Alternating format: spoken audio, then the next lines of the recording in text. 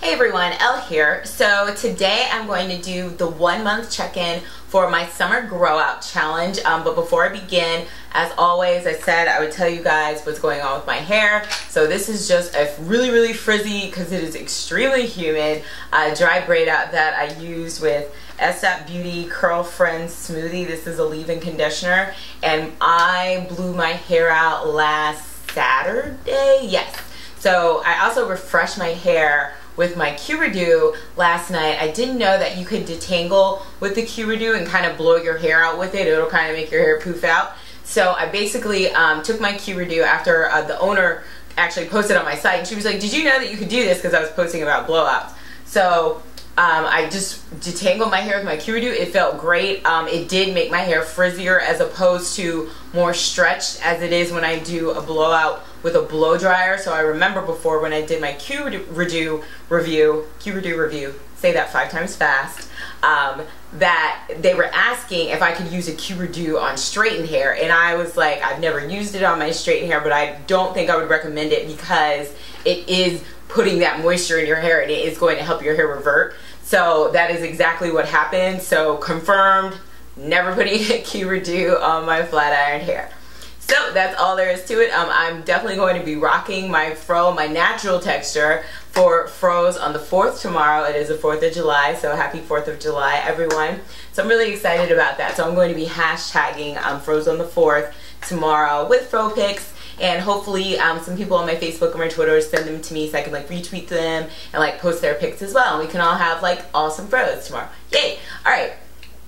So lots of updates for my grow out challenge. My technique is going really well. I decided to do this grow out challenge. For those of you who aren't familiar, I did a couple of initial like introductory posts on my blog, but I'll just go over it briefly via video. So basically over the past year or so, I haven't really been concentrating on growing my hair longer. It's been more maintaining it since I reached waist length. But then I'm like, okay, that's not even my goal. Like, Elle, you gotta get back on it. I wanted to get back into those healthier hair practices instead of being so hair lazy, so I could allow my hair to thrive, especially this summer.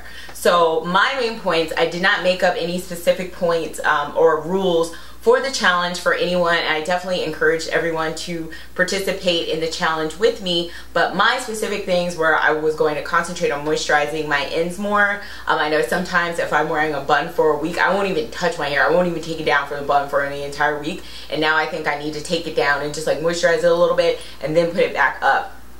Obviously, moisturizing our hair is very important. The second thing I was concentrating on was making sure I was detangling, and then I was going to try to get back into my vitamins and being more consistent with them. No, I do not think that vitamins grow hair. Nutrients are very important to hair growth. The only reason if vitamins are going to like make your hair thrive is if you are deficient in a ton of stuff, and the vitamins basically like save you. But I do, you know, I don't mind a good vitamin every now and then. So I decided to take Maintabolism. That is one of the more popular ones right now, and I stopped taking Viviscal because I got it on auto order on Amazon, and then the vendor that I was getting it from like canceled the auto ship on it, and then I couldn't find another vendor that I wanted like a good price for, because I was not trying to pay full price for that stuff.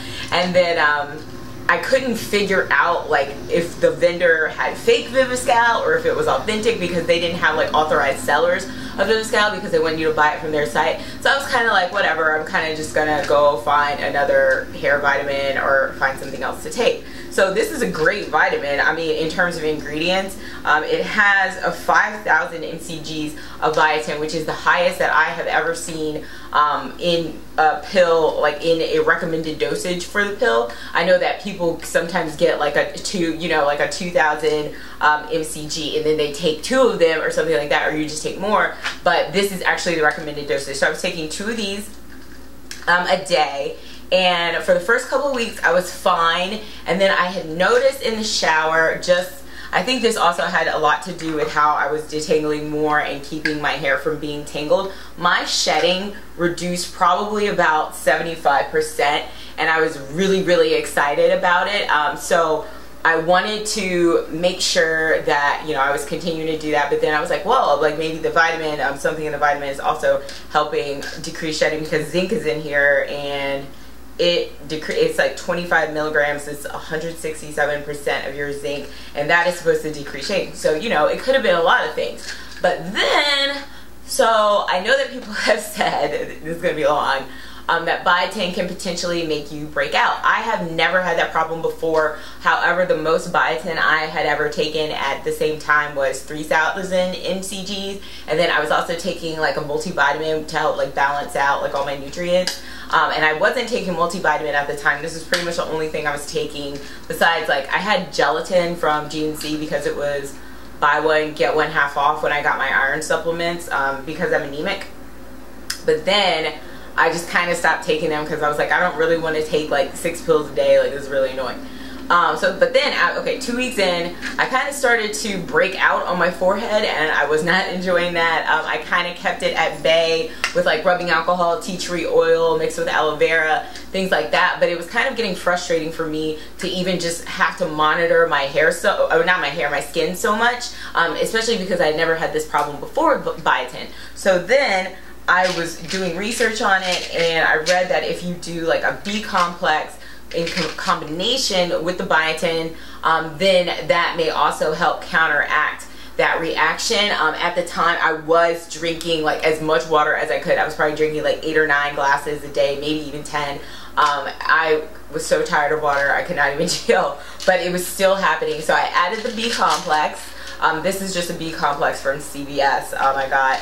And I still was having the issue, like I would think it was getting better, but then it kind of would start to come back a little bit, and I was like, I'm not 100% sure this is the vitamin, but I wasn't having this problem before I started taking the vitamin, so I don't know. I kind of just thought that I should stop taking that vitamin. Luckily, I only ordered 2 months of it, so I'm not going to take this anymore. I've even had like people tell me, they're like, don't take that freaking vitamin, like what are you doing, like why would you, it's, you know, they're like, don't sacrifice like the health of your skin just because you could potentially, you know, grow your hair longer. It's not like I have any kind of dire issue with my hair that this hair vitamin is vital to me. So, you know, I kind of just chalked it up to the loss. That's fine. I mean, I know that that's a common reaction to biotin, so me, no tea, no shade to metabolism. I loved the fact that their pills are gel caps. Here, I'll show you. They're not big horse pills. That's why I loved them. I was like, oh my goodness, I'm so excited because I hate horse pills on my vitamins. So they look like this. So this is like way easier to take, and whatever. I tried taking like one in the morning, one at night, blah, blah. I think my skin was just like, girl, bye. So I stopped taking those, and then I just decided that I was just going to go back to taking one multivitamin instead of taking all these pills like iron, this, that. So I've taken this pill before, the Alive Once Daily Women's Ultra Potency. I used to take this when I lived in LA, so I know that, well, then I didn't have any problems with it, so I just decided to take that again. And I just started actually doing that today, so I'll make sure in my next update I will let you all know how it goes. I do also post periodic updates on my Facebook and Twitter, so if you're interested, make sure you follow me on those, and then also feel free to post your updates to my page or just holler at me, let me know how it's going for you, because I definitely want to know. And I love Growout challenges are fun. I don't know. I think they're more fun if you don't come up with a concrete goal, because then you don't feel so pressured to meet your goal. I'm just like happy. I'm like concentrating on my hair. It gives me a chance to really focus on my hair, and I usually learn something, so I really enjoy them.